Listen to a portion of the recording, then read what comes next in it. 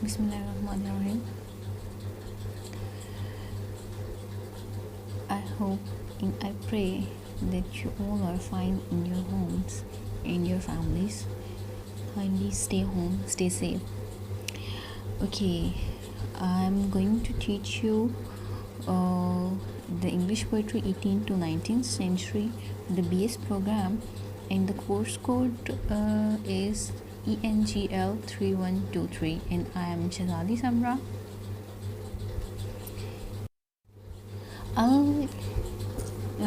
I'll tell you about the Romanticism, the characteristics of Romanticism, or the characteristics of Romantic literature. Then we'll move on to our first poet of that era, not as the very first, rather the first poet that we will teach or we will study in this course. So start with the Romanticism. Okay, before telling you about the Romanticism, I would like to tell you about the word romantic. That this word has quite a complex and interesting history. Actually, you may see that the word romance, it was derived from Latin in Middle Ages. Okay, basically what happened, and the word romance, it was denoted to the new vernacular languages.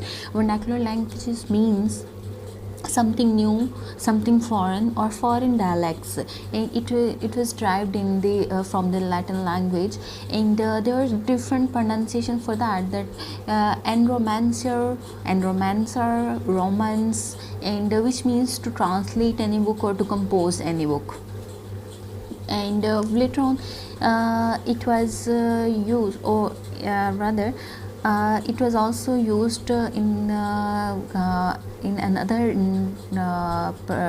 context, like for a book that is an imaginative book, and book that discusses courtly love. Courtly love basically is called courtly romance.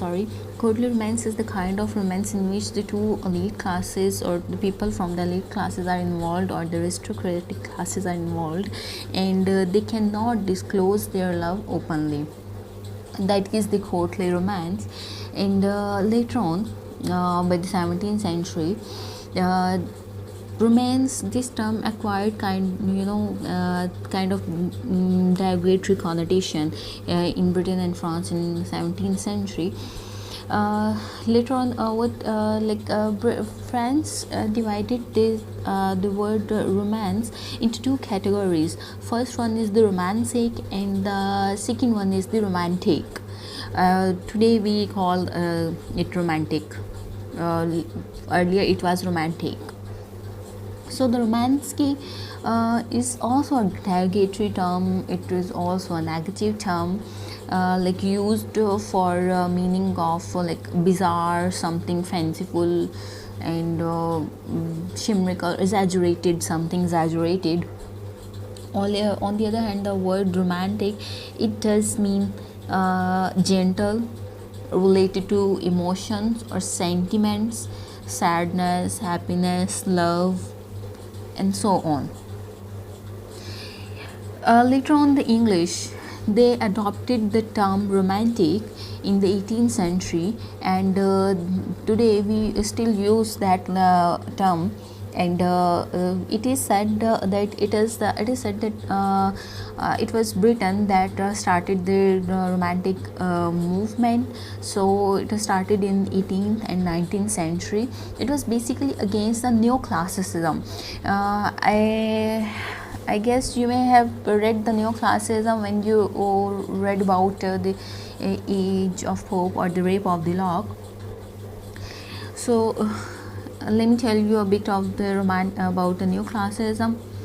Neoclassicism is basically, or the classicism, they both belong to the reason and logics. They didn't go for fancy things or imaginations or emotions of a man. The classics, they believe that objectivity is everything. Their approach was objective, and you may say a kind of scientific approach. They believed on reasons, they believed on the law and order, and they put those things, they put rigid rules in the literature as well, while in Romanticism we'll see the opposite of this, opposite of the classics or the neoclassics. It is said it is basically a revolt against the classicism. So characteristics. Before moving on to characteristics, I would like to give you a bit about the Romanticism movement. That there is a German poet who defined Romanticism as literature depicting emotional matter in an imaginative form, or liberalism in literature. So the Romantics, they believed in the freedom, personal freedom, individualism, and the democratic approach.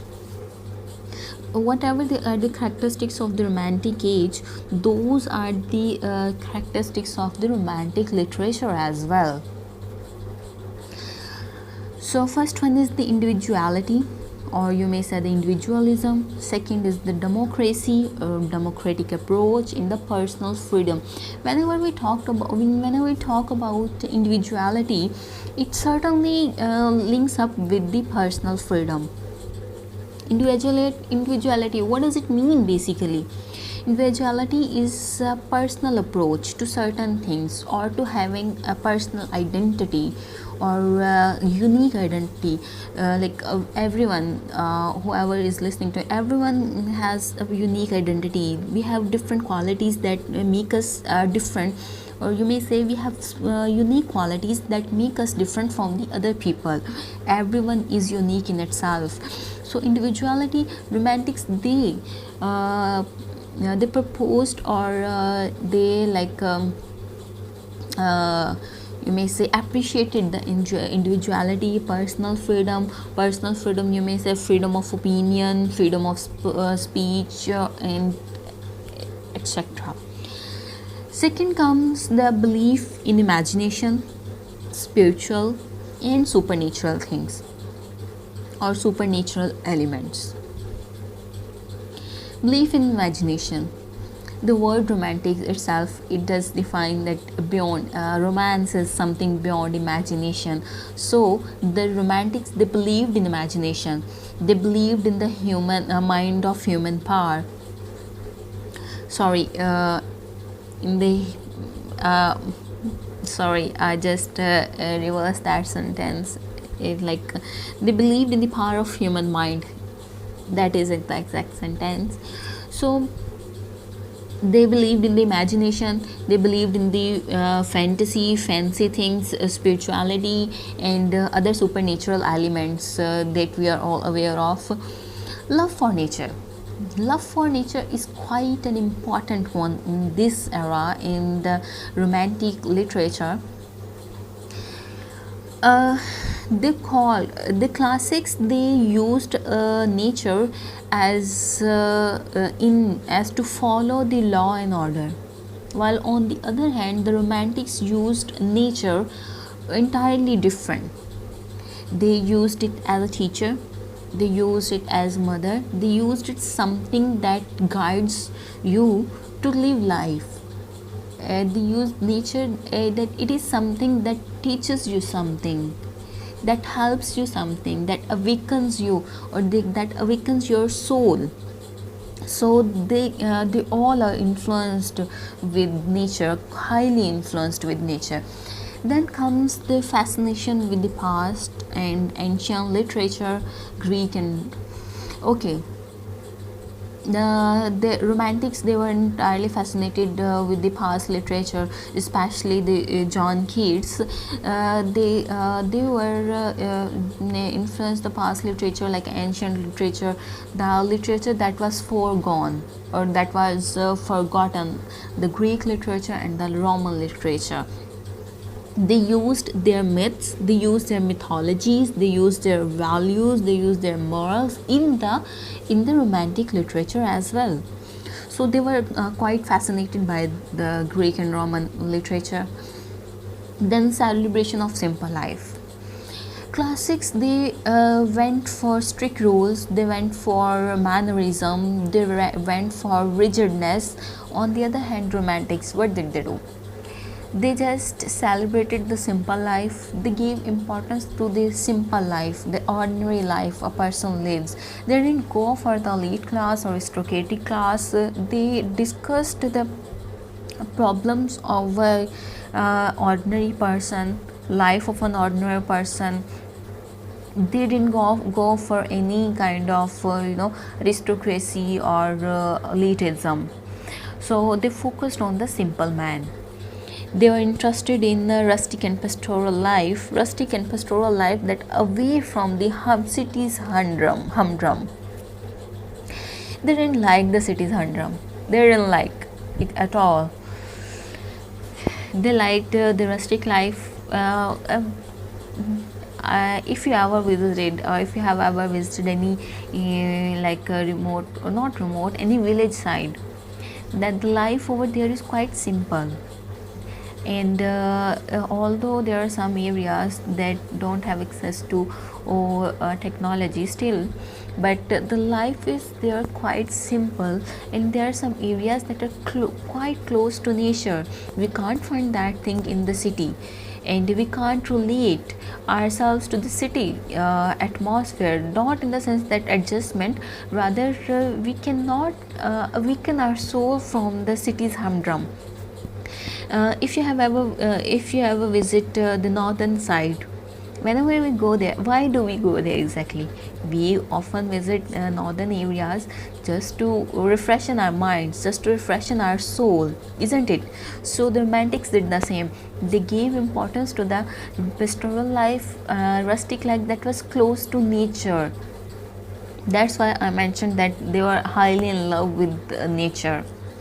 Then comes the folk traditions. As I told you earlier that they were fascinated by the ancient literature. If they were fascinated by the ancient literature, how can they not be fascinated or interested in the folk traditions? So they were interested in the folk traditions as well, and they used, if they are talking about, if they are presenting simple life, then how can they use flowery language? They used colloquial language, they used simple language, plain language that a person or a common person can use. So they focused on the plain language or colloquial language, although their approach was subjective. Subjective approach is in the very first point is that the personal freedom or individuality. So I think that subjective approach, they gave importance to the person's thought, to the individual thoughts. They gave importance to that. You may say the personal opinion, they gave importance to the personal opinion. Subjective approach is called the personal approach, while the objective approach is called the universal approach. So they gave importance to the subjective approach. What they else did, they they gave people freedom from rules. They preferred solitary life instead of living in a society, and they give importance to imagination and considered imagination superior to reason. And they also in devotion, they were devoted to beauty as well. If they were in love with nature, obviously they were devoted to beauty as well. And they were also inspired by the myths and the mysticism of the Middle Ages. So now I would like you to tell about let me just skip that point, to the difference between classicism and romanticism. As I already described the characteristics of the Romantic age or the Romanticism, I would like to tell you further that as I told you that Romanticism emerged as a reaction against a Neoclassicism. So the Neoclassics, they emphasized on reason and logic, and later on, on the other hand, the Romantic period, the Romantics, they wanted to break free from the traditions or all the conventions that were dear to classics in the classical age, and they made way for the individuality and experimentation. The romanticism, romantics, they believed in the natural goodness of man, the idea that a man in a state of nature would behave well, but he is hindered by civilization. That when a man is near the nature, when a man is close to nature, he behaves well. But all the civilization, all the buildings or everything that comes in civilization, they destroyed human behavior. They impacted a lot the human behavior. So other characteristics of the Romanticism is their belief in the feelings, in the intuition, the natural modes, the aestheticism, then the value of external nature, that how the external nature impacts on the inner of a human. Then the mysteriousness is there, beauty, truth, faith, and belief in the man and the goodness of man. They really believed in the goodness in man, that they said that man isn't corrupt naturally, rather the external factors that make a person corrupt. So they believed in the goodness of man, and they also they used there was also the romantic Hellenism. When you study about John Keats, he used the idea of Hellenism. Hellenism is the Helen. That is quite an interesting point. Hellenism, it is a Greek mythology, or it relates to the Greek myths, that Helen was considered as the most beautiful woman in the world. She was too beautiful that even because of her there was a war that was almost 10 years long, because of over a single woman, and she was so beautiful.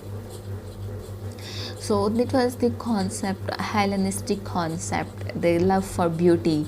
So all the romantics, they were in love for beauty and of course for nature. So I would like to tell you a bit of differences between the classicism and romanticism. The classics, they stressed on reason, while the romantics, they stressed on imagination. The classics, they follow three unities: the unity of time, place, and action. But the romantics, they only follow the unity of action. They didn't follow the unities of the time and place. The romantics use simple diction related to the every man's life, and then the classics, they use strict, rigid, and logical diction. And the themes were also according to the law and order. As I told you, they were strict in their rules. The classics thought that the word it has rigid and stern structure. So they led and they wrought accordingly. While the Romantics believed that nature is an ever-changing living organism whose laws we will never fully understand. So they said nature is not fixed. The classics said it is something is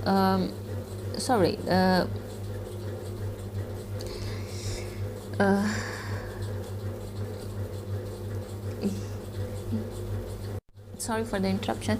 I just skipped the point. I was saying that the classics, they believed in the rigid and stern structure of the universe, of the world. Rather, the romantics, they thought of the world as a place where a person can express his beliefs and his ideas. So the classics, they thought that nature and human nature can be understood with reason and thought, with reason and logics. They consider nature as a self-contained machine which follows certain rules and certain law and certain order, whereas the romantics, they viewed nature as a mysterious and ever-changing organism. They think of it as an organism, thought of nature as an organism. Nature, it keeps on changing, throughout the year we face different seasons. It keeps changing. Like these days we are going through a devastating process, the corona.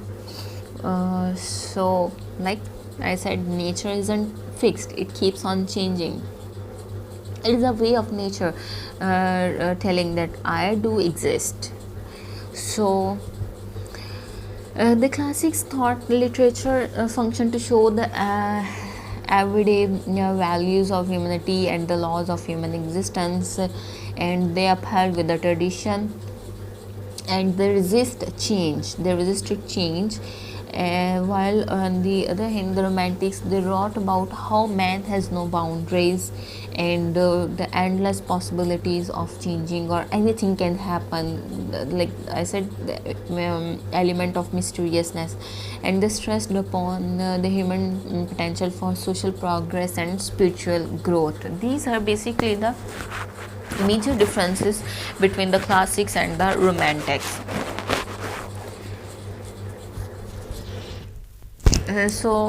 Moving on to the next.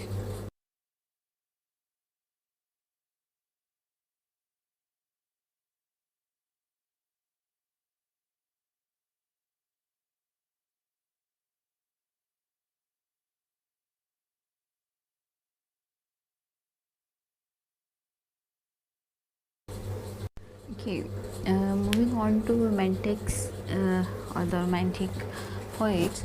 The romantic poets that were the English poets, those who were English poets are William Wordsworth, Samuel Taylor Coleridge, Lord Byron, Percy Bysshe Shelley, and John Keats. These are the poets, English poets, and from which today we'll start from the William Wordsworth. So the American poets include the Emerson, Hawthorne, Edgar Allan Poe, Henry David, Melville, and Walt Whitman. And these are the American romantic poets. So first we'll start with the William Wordsworth. Did it from 1770 to 1850. Rather, the romantic era, it is also dated from 1770 to the middle of the 19th century, I guess, till 1850. So William Wordsworth, he was one of the founders of English Romanticism. One of the founders means the Coleridge was with him as well. So Wordsworth, also known as father of Romanticism.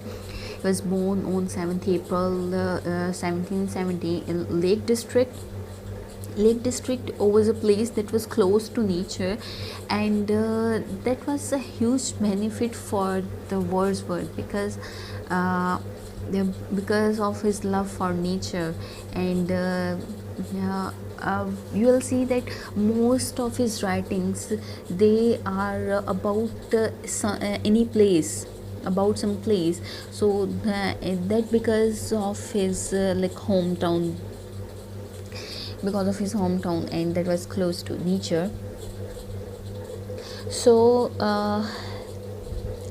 he was in love with nature, and he was sympathetic person. So both are also the major themes of his poetry. Okay, then he made his debut as a writer in 1787, and it was the time when he wrote many things earlier, but it was the time when he got recognition as a writer, and it was a sonnet and published in the European magazine in 1787.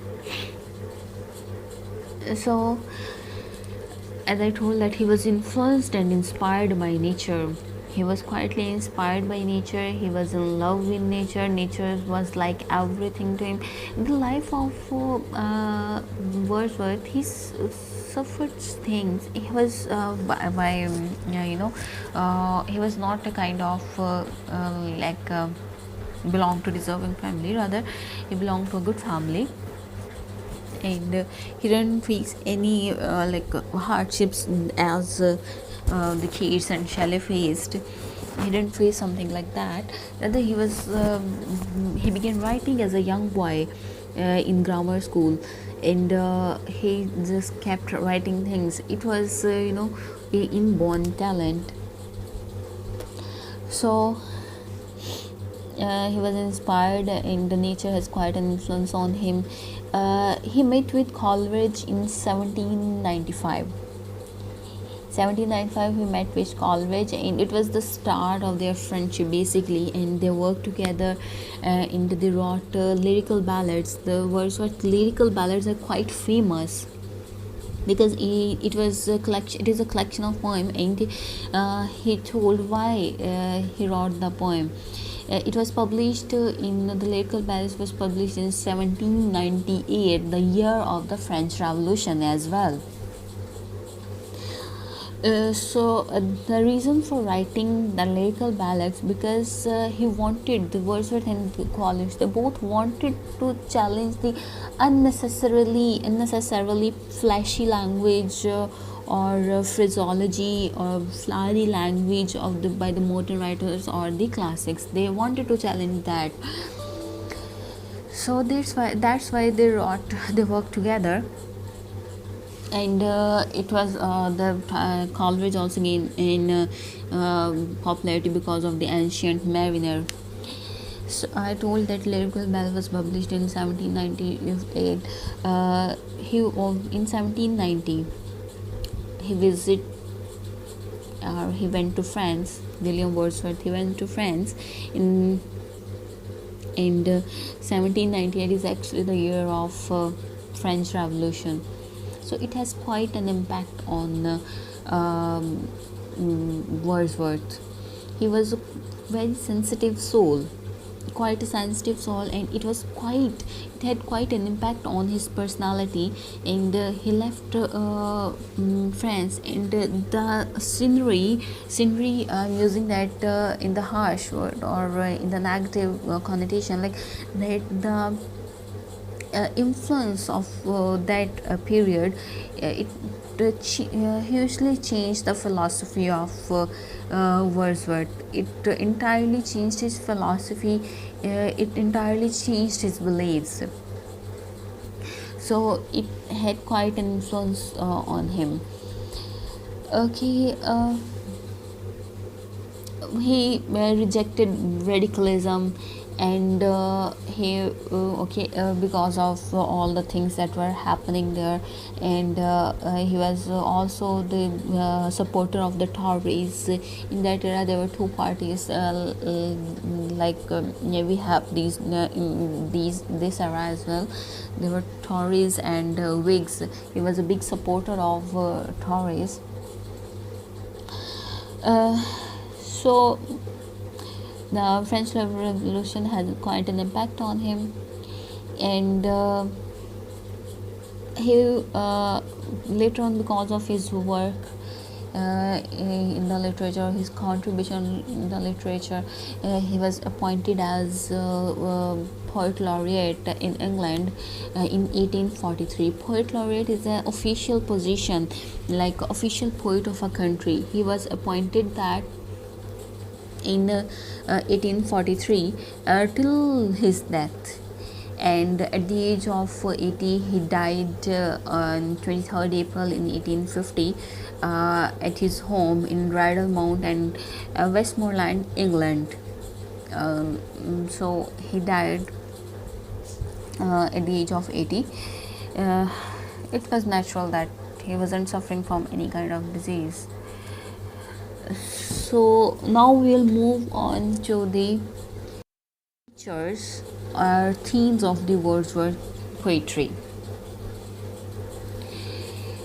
Okay, the first one is Wordsworth's poetic creed initiated the Romantic era by emphasizing feeling, instinct, and pleasure above formality and mannerism.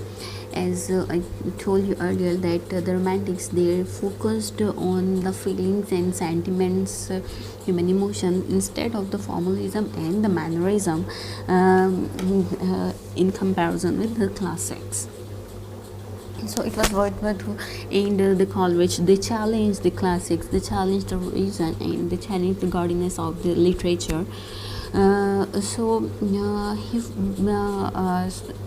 He gave importance to the human emotions and the human instincts and the pleasure, that personal pleasure, and the pleasure we can give to others by helping them, by supporting them morally, emotionally, anything. Then he gave expression to the inchoate human emotions. As we talked, that they focused on the man and the emotions of the man. So inchoate human emotion means the immature human emotion. As I told, that according to the Romantics, the human are naturally uncorrupted. They cannot be corrupted, but because of all the civilization, because of all the changes that we are making, it automatically leads a human and away from humanity, or it made him inhuman. So he gave expression to the immature human emotions. Then he instead championed more democratic themes, like the lives of the ordinary men, women, farmer, paupers, and the rural poor.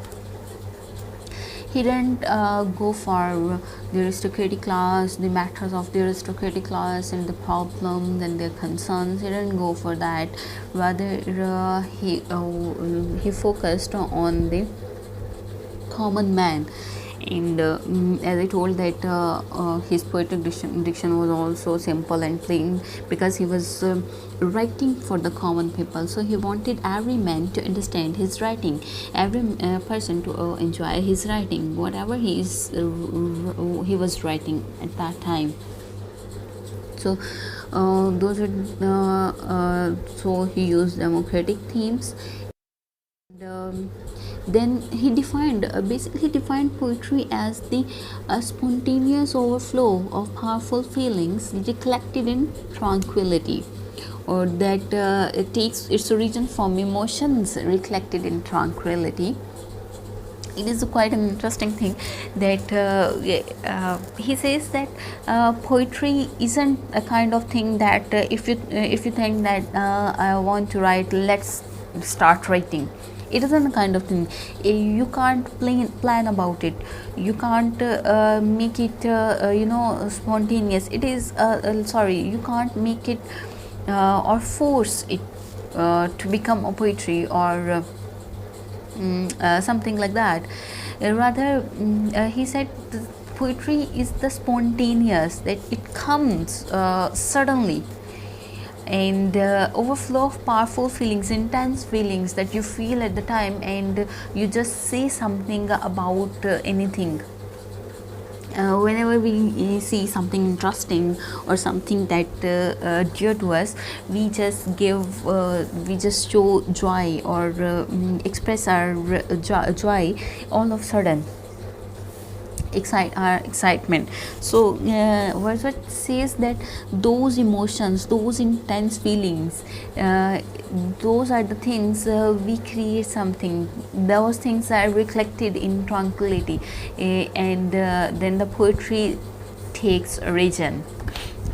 So When the poet is in the poetic mood, he sings out rapture as sorrow spontaneously from the core of his heart. Poetry cannot be composed under duress. The clear spring of poetry must flow freely and spontaneously. According to Wordsworth, is that you cannot compose poetry under duress or voluntarily. Rather, it comes automatically. It cannot be made to flow artificially. So it will come when it will come. So nature, the next one is the nature, humble and rustic life, childhood and power of human mind. As I told you, nature has had quite an influence on Wordsworth, good influence on his mind, and he says that nature has provides the ultimate good influence on the human mind, and the good relationship with nature helps individuals connect to both spiritual and the social worlds. He says that nature, it helps us in the connection with our spirituality and with the outer world as well. Nature gives us that layer, nature gives us that opportunity to connect with the both worlds. And he says that it is all the civilization and the concreteness that is destroying the humanity, and that is taking humans away from his humanity. So he also favored humble and rustic life, and okay, he talks about childhood or memory, you may say. Childhood, basically he is talking here, the two perspectives are relevant, or you may say are hidden in the word childhood. One is the innocence, and the second one is the memory. Children are innocent, so he says that childhood is something magical and magnificent time of innocence. So he used such poetry, he used such things in his poetry, and children, they form intense bond with nature. So much they appear to be a part of the natural world rather than a part of human the social world. How it can be like when you see a child or playing with the things, he doesn't care about anything. He is totally immersed in itself, in himself. So that is the part, that is the innocency of a child. So Wordsworth really liked that innocence and that purity. So he discussed or used that childhood as theme in his poetry, and he also used the memory as theme of his poetry. Okay, so the power of human mind comes next. Power of human mind, basically Wordsworth says that human mind is capable of many things, like as the John Milton in Paradise Lost, that human mind can make hell of heaven and heaven of hell. So it is the power of human mind. Actually, we can convert good things into bad, or we can convert bad things into good. Like these days, it's quite bad situation or sad situation, and it's upon us that how we perceive this situation. We can convert it into good things as well by doing good things for other good time, by doing good things for others. So he praised, Wordsworth praised the power of human mind, and when you'll read the Chinton Abbey and the lines composed upon Westminster Bridge, those are completely, those poems show the complete power of human mind. He'll like how he'll remember his past experience while writing those poems. So that is very prominent in his theme, in his poetry. Okay, then comes the subject matter. What kind of subject matter of his poetry is the poetic diction. His poetic diction is quite simple and plain, as he was writing the object, the object of his poetry.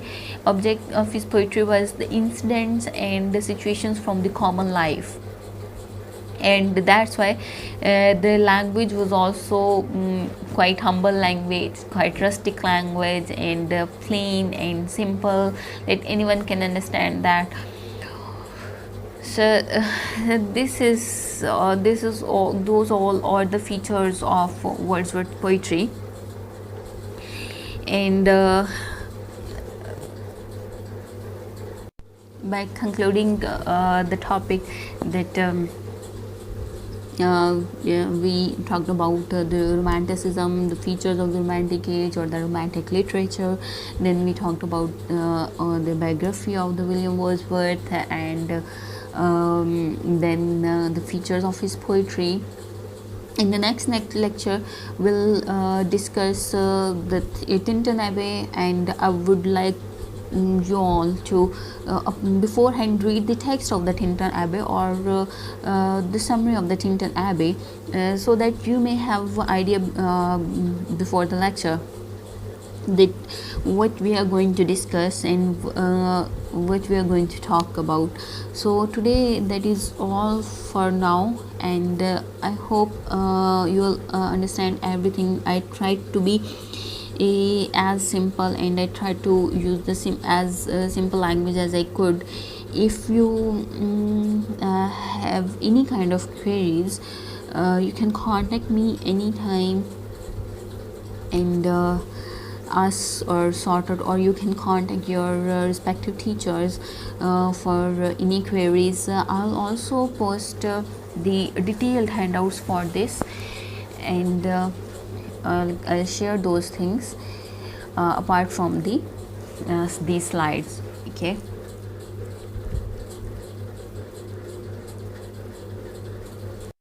So for now, thank you all for your patience, and for your patience. Stay blessed. Thank you. Allah Hafiz.